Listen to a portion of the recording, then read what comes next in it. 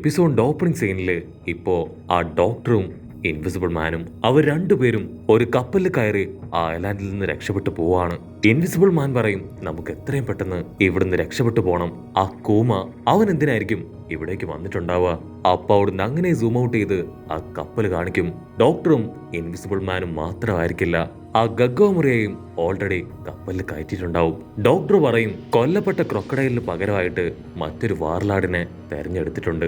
അത് മറ്റാരുമല്ല, ആ ബ്ലാക്ക് ബിയേർഡാണ്. ആ കാര്യം ഗഗ്ഗോമുറി അറിയിക്കാനാണ് കൂമ ഇവിടേക്ക് വന്നത്. മാത്രമല്ല, അതേ ബ്ലാക്ക് ബിയേർഡ് അവൻ സ്ട്രോഹാർ ലൂഫിയുടെ ചേട്ടൻ എയ്സുമായിട്ട് ഫൈറ്റ് ചെയ്തു. ആ ന്യൂസ് ആണ് ഇതെന്ന് പറഞ്ഞ് ഡോക്ടർ ആണെങ്കിൽ ഇപ്പൊ ഒരു ന്യൂസ് പേപ്പർ റിപ്പോർട്ട് അവന് കാണിച്ചു കൊടുക്കും. ഫൈറ്റിന്റെ അവസാനം എയ്സിനെ ഗവൺമെന്റ് അറസ്റ്റ് ചെയ്തു. സോ ഇങ്ങനൊരു അവസ്ഥയില് ഒരു കാരണവശാലും ഗഗ്ഗോമുറിയെ മരിക്കാൻ പാടില്ല. എങ്ങനെയെങ്കിലും ആളുടെ ജീവൻ തിരികെ പിടിക്കണമെന്ന് ഇപ്പോ ഡോക്ടർ പറയും. ഉടനെ അവൻ പറയും, എനിക്കതൊന്നും ഒരു പ്രശ്നമുള്ള കാര്യമല്ല, എനിക്ക് എങ്ങനെയെങ്കിലും ഒരു കല്യാണം കഴിക്കണം, എന്റെ ലക്ഷ്യം അത് മാത്രമാണ്. ഡോക്ടർ കാഷ്വലായിട്ട് പറയും, നീ വിഷമിക്കേണ്ട ആവശ്യമില്ല, അതൊക്കെ സിമ്പിൾ അല്ലേ, എവിടുന്നെങ്കിലും ഒരു ഡെഡ് ബോഡി നീ എനിക്ക് സെറ്റാക്കി താ, ഞാൻ നിനക്ക് ഒരു പെണ്ണിനെ ഉണ്ടാക്കി തരാം. അത് കേട്ട് ഇൻവിസിബിൾ മാൻ അവൻ ദേഷ്യപ്പെട്ട് പറയും, യു ആർ അൺബിലീവബിൾ, എനിക്ക് വേണ്ടത് ഒരു ഡെഡ് ബോഡിനെയോ സോംബിയോ അല്ല, ഒരു റിയൽ പെൺകുട്ടിയാണ്. അവിടുന്ന് അങ്ങനെ ബ്ലാക്ക് ഔട്ട് ചെയ്താ ഇപ്പൊ നമ്മുടെ ആൾക്കാരുടെ കപ്പല് അവിടെ നമ്മുടെ ആൾക്കാരാണെങ്കിൽ റെസ്റ്റ് എടുത്തോണ്ടിരിക്കുകയാണ്. ഇത്രയും ദിവസം പൊരിഞ്ഞ പോരാട്ടമായതുകൊണ്ട് തന്നെ ലൂഫിക്ക് നല്ല രീതിയിൽ ഫുഡൊന്നും കഴിക്കാൻ പറ്റിയിട്ടില്ല. അവനാണെങ്കിൽ അതിന്റെ ക്ഷീണം തീർക്കാൻ വലിയ ചീസൊക്കെ അങ്ങനെ വലിച്ചു വാരി തിന്നും. സാഞ്ചി എപ്പോഴത്തേതും പോലെ അവർക്ക് ആവശ്യമായിട്ടുള്ള ഫുഡൊക്കെ ഉണ്ടാക്കി കൊടുക്കുകയാണ്. അതിനുശേഷം ആ പൈററ്റ്സ് ടീമിനോട് ഇപ്പൊ അവരുടെ കാര്യങ്ങൾ ചോദിക്കുകയാണ്.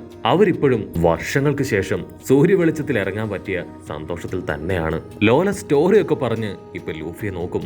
അവനാണെങ്കിൽ കൈ കിട്ടിയ ഫുഡൊക്കെ അങ്ങനെ വെട്ടി വിഴുങ്ങും.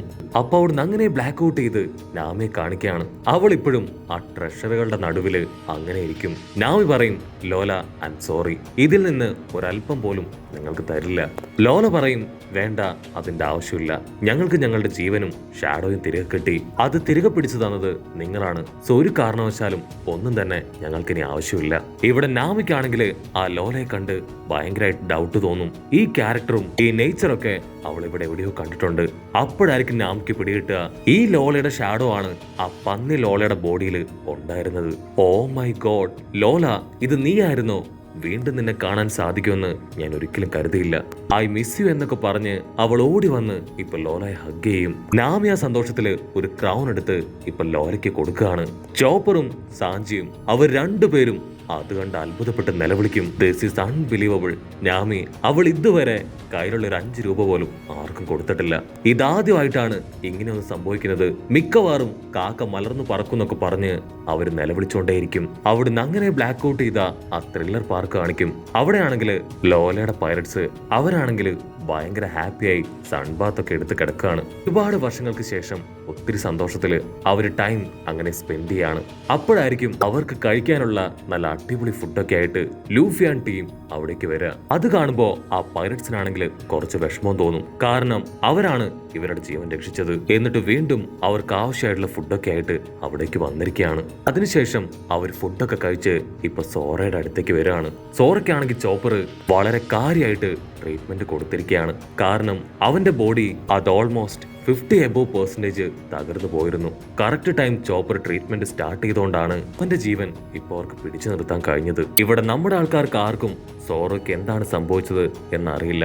കാരണം അവർ മയങ്ങിക്കിടക്കുമ്പോഴാണ് ആ ഒരു വലിയ പെയിൻ അത് അവന്റെ ബോഡിയിലേക്ക് അവൻ ഏറ്റുവാങ്ങിയത്. അപ്പൊ 2 പൈററ്റ്സ് ആണെങ്കിൽ ആ നടന്ന കാര്യങ്ങൾ മുഴുവൻ ഇപ്പൊ അവരോട് പറയാനായിട്ട് തുടങ്ങും. ഉടനെ സാഞ്ചി ആണെങ്കിൽ അവർ രണ്ടുപേരെയും പിടിച്ചു വലിച്ച് അവന് ബോധം പോയതിനു ശേഷം സോറയ്ക്ക് എന്താണ് സംഭവിച്ചതെന്ന് അവരോട് ചോദിക്കും. അവരാണെങ്കിൽ നടന്ന എല്ലാ കാര്യങ്ങളും ഇപ്പൊ സാഞ്ചിയോട് പറയും. കട്ട് ചെയ്ത സോംബികള് അവര് പറയും, ഞങ്ങൾക്ക് ഈ കാര്യം എത്രയും പെട്ടെന്ന് എല്ലാവരെയും അറിയിക്കണം എന്ന് പറഞ്ഞ് അങ്ങനെ ഓടുകയാണ്. ഉടനെ സാഞ്ചി ആണെങ്കിൽ അവർ സ്റ്റോപ്പ് ചെയ്യും. മണ്ടത്തരം കാണിക്കരുത്, ലൂഫിയുടെ പെയിനാണ് അവനെ ഈ ഗതിയിലാക്കിയതെന്നറിഞ്ഞ ലൂഫിക്ക് അത് സഹിക്കില്ല. സോ ഒരു കാരണവശാലും ഇതിപ്പോ ആരും അറിയരുത്. അപ്പോഴായിരിക്കും ഒരു വമ്പൻ ട്വിസ്റ്റ്. റോബിൻ ആണെങ്കിൽ അവളുടെ ചെവി ഉപയോഗിച്ച് അവര് പറയുന്ന കാര്യങ്ങളൊക്കെ തന്നെ കേട്ട് കഴിഞ്ഞു. പക്ഷെ അവളും അത് കാര്യമൊക്കെ എടുക്കില്ല.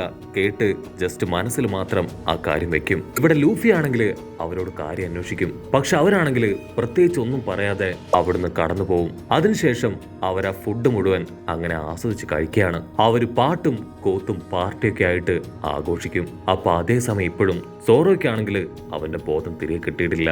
യാമിയും ചോപ്പറും അവർ രണ്ടുപേരും ഇപ്പൊ അവനെ നോക്കിയിരിക്കും. ഉടനെ ലൂഫി ആണെങ്കിൽ ഇപ്പൊ സോറോയുടെ കിടപ്പും അവന്റെ വിഷമമൊക്കെ കണ്ട് അവൻ ഇഷ്ടപ്പെട്ട ഡ്രിങ്ക് വലിയൊരു ബാരലിൽ അവിടേക്ക് കൊണ്ടുവരും. സോറോ കണ്ണു തുറന്ന് നോക്ക്, നിനക്ക് ഇഷ്ടപ്പെട്ട ഡ്രിങ്ക് അത് ഞാൻ കൊണ്ടുവന്ന് കഴിഞ്ഞു. അത് കണ്ട് നാമി അവൾ കൈ മടക്കി ഇപ്പൊ ലൂഫിയുടെ തലയ്ക്കൊരു ഒറ്റയിട്ടി. മണ്ടത്തരം കാണിക്കരുത്, അവൻ ഓൾറെഡി ഒട്ടും വയ്യ.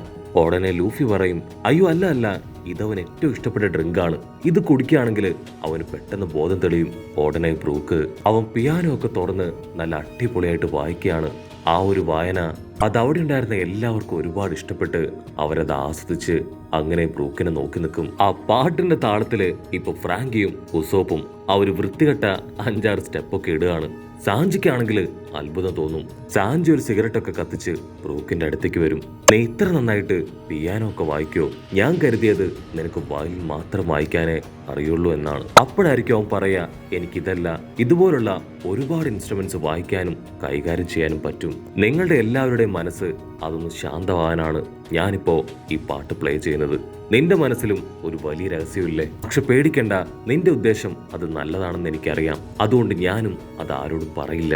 ആ രഹസ്യം മറ്റൊന്നുമല്ല, സോറോയ്ക്ക് എന്ത് പറ്റിയെന്നുള്ള കാര്യം അത് ബ്രൂക്കിനും നന്നായിട്ട് അറിയാം. ഉടനെ സാഞ്ചി അവൻ ഏതോ ഒരു പാട്ട് പ്ലേ ചെയ്യാൻ പറയുമ്പോഴേക്കും ബ്രൂക്ക് ആണെങ്കിൽ ഒരു അടിപൊളി പാട്ട് അത് വായിക്കുകയാണ്.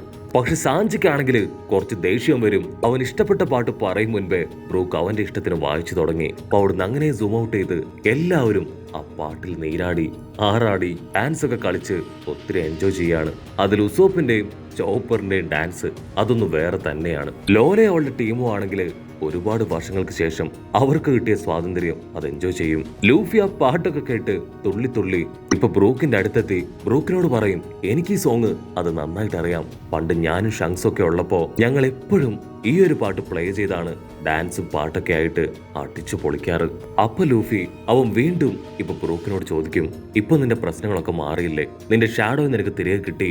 സൺലൈറ്റിനെ ഇനി പേടിക്കേണ്ട ആവശ്യമില്ല. എവിടെ വേണമെങ്കിലും നിനക്ക് ചുറ്റി സഞ്ചരിക്കാം. സോ ഞാൻ വീണ്ടും ചോദിക്കുകയാണ്, നിനക്ക് ബുദ്ധിമുട്ടില്ല എങ്കിൽ എന്നും ഞങ്ങളുടെ ടീമിൽ തന്നെ നിനക്ക് നിന്നൂടെ? പക്ഷേ അവൻ അപ്പോഴും തല താഴ്ത്തി ഇപ്പൊ ലബോൺ ഡിഷിന്റെ കാര്യം ലൂഫിയോട് പറയും. ഞങ്ങൾക്ക് വേണ്ടി അത് വർഷങ്ങളായി കാത്തിരിക്കുകയാണ്. ഞാൻ അവന് വാക്കു കൊടുത്തതാണ് തിരികെ ചെല്ലാമെന്ന്. എനിക്ക് അവന്റെ അടുത്തേക്ക് പോയേ പറ്റൂ. ലൂഫിക്കാണെങ്കിൽ ഓൾറെഡി ഈ കാര്യങ്ങളൊക്കെ അറിയാം. അവൻ അത് കേട്ട് ചിരിക്കും. ഞങ്ങൾ അവനെ ട്വിൻ കേപ്പിൽ വെച്ച് മീറ്റ് ചെയ്തതാണ്. അവനിപ്പോ ഒരു കുഴപ്പമില്ല. 50 വർഷമായി ഞങ്ങൾക്ക് വേണ്ടി അവൻ കാത്തിരിക്കുകയാണ്. സോ നമുക്ക് എല്ലാവർക്കും ചേർന്ന് അവന്റെ അടുത്തേക്ക് പോവാം. ബ്രൂക്കിനാണെങ്കിൽ അത് വിശ്വസിക്കാൻ കഴിയില്ല. അവൻ പതിയെ അവന്റെ മ്യൂസിക്കിന്റെ വേഗത കുറയ്ക്കും. അതേസമയം ലൂഫി അവൻ ലബോൺ കൊണ്ട് മീറ്റ് ചെയ്തതും അതുമായിട്ട് ടൈം സ്പെൻഡ് ചെയ്തതും അങ്ങനെ എല്ലാ കാര്യങ്ങളും ഓർത്തെടുക്കാണ്. ലൂഫി കറക്റ്റ് ആയിട്ട് ആ ലബോൺ കണ്ടെത്തിയത് കൊണ്ടാണ് അതിന്റെ ജീവൻ അവന് രക്ഷിക്കാനായത്. ലബോൺ ഇപ്പോൾ 50 വർഷമായി അവന്റെ ടീംമേറ്റ്സിന് വേണ്ടി കാത്തിരിക്കുന്നു എന്ന് കേട്ടപ്പോ പോലും ലൂഫിയും ടീമും കരുതിയത് അവന്റെ ടീംമേറ്റ്സ് ഉറപ്പായിട്ടും മരിച്ചിട്ടുണ്ടാവും എന്ന് തന്നെയാണ്. പക്ഷെ ഇങ്ങനെ ഒരുത്തൻ ജീവനോട് കൂടി ഇരിക്കുന്ന കാര്യം അത് ലൂഫി ആദ്യം അറിഞ്ഞപ്പോ അക്ഷരാർത്ഥത്തില് അവൻ ഷോക്കായി പോയി. കട്ട് ചെയ്ത ലൂഫി പറയും, നിങ്ങൾ ആക്ച്വലി വളരെ ഭാഗ്യമുള്ള ഒരാളാണ്. ആ ലബോണിനെ പോലെ അത്രയും നല്ലൊരു ഫിഷിനെ നിങ്ങൾക്ക് കിട്ടിയില്ലേ? ബ്രൂക്ക് ഇപ്പോഴും അത്ഭുതത്തോടു കൂടെയാണ് ആ സ്റ്റോറി മുഴുവൻ കേൾക്കുക. സത്യം പറയും, നിങ്ങൾ ലബോണിനെ കണ്ടോ? അതിന് ലൂഫി തർപ്പിച്ചു പറയും, സത്യമാണ്, ഞങ്ങൾ അവനെ കണ്ടു. അവന് നിങ്ങളെ ഭയങ്കര വിശ്വാസമാണ്.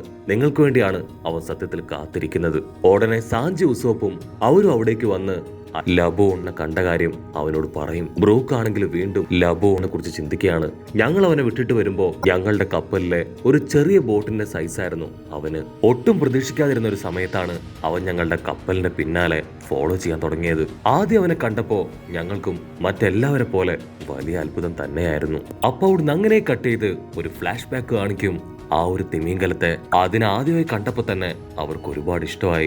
ഉടനെ കപ്പലുണ്ടായിരുന്ന മ്യൂസിക് ടീം അവരാണെങ്കിൽ ഇൻസ്ട്രുമെന്റ്സ് ഒക്കെ എടുത്ത് വായിക്കാനായിട്ട് ആരംഭിക്കും. നമ്മുടെ ബ്രൂക്കിന്റെ യഥാർത്ഥ ഫേസ് അതിതാണ്. കൂട്ടുകാരെല്ലാവരും ഒന്ന് നന്നായിട്ട് കാണാം. ഇത്രയും ഫ്രീക്കനും സുന്ദരനായ ബ്രൂക്കാണ് ഇപ്പൊ ഈ അവസ്ഥയിലായത്. അവർ അടിപൊളിയായിട്ട് മ്യൂസിക് ഒക്കെ വായിക്കാൻ തുടങ്ങും. അത് കേട്ട് സാഡായിരുന്ന ആ കുഞ്ഞു തിമിംഗലം അത് ചിരിക്കുന്നതോടു കൂടെ ഈ ഒരു എപ്പിസോഡും അവസാനിക്കുന്നു. എപ്പിസോഡ് ഇഷ്ടപ്പെടുകയാണെങ്കിൽ തീർച്ചയായിട്ടും ലൈക്ക് ചെയ്യാനും കമന്റ് ചെയ്യാനും ഷെയർ ചെയ്യാനും മറക്കല്ലേ. അടുത്തൊരു അടിപൊളി എപ്പിസോഡുമായിട്ട് കാണുന്നവരെ ഇറ്റ്സ് മീ വിത്ത് മല്ലു വെബിസോഡ്.